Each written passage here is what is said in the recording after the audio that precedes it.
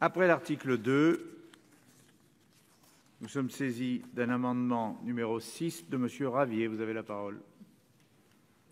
Merci Monsieur le Président, mes chers collègues. Notre pays traverse un temps de crise sans précédent. Crise sanitaire, évidemment, crise économique, aggravée par des décisions gouvernementales absurdes, crise sécuritaire, crise identitaire et civilisationnelle, comme l'atteste la recrudescence des crimes barbares, causant depuis 2012 la mort de 267 personnes sous les balles ou les lames des islamistes. À quoi s'ajoute une crise démocratique profonde, dont l'abstention massive aux élections qui n'est qu'un symptôme.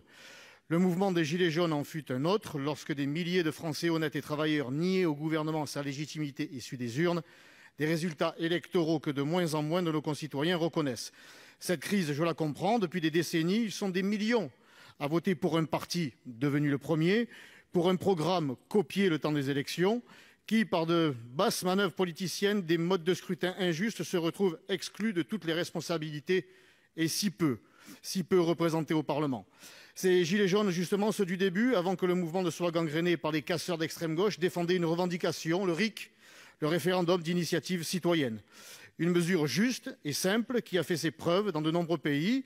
Il est à la fois un moyen de renouer le lien entre le peuple français et sa démocratie, mais aussi de mettre au centre du débat public des sujets que les responsables politiques préféreraient voir rester sous le tapis du politiquement correct.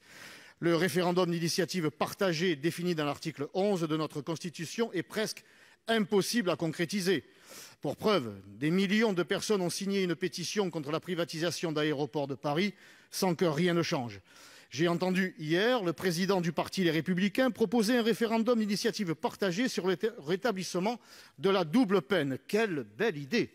Il n'est jamais trop tard pour se rendre compte de ses erreurs et choisir le bon chemin, surtout quand on sait que c'est Nicolas Sarkozy qui l'avait supprimé. Il en avait même reconnu en être fier.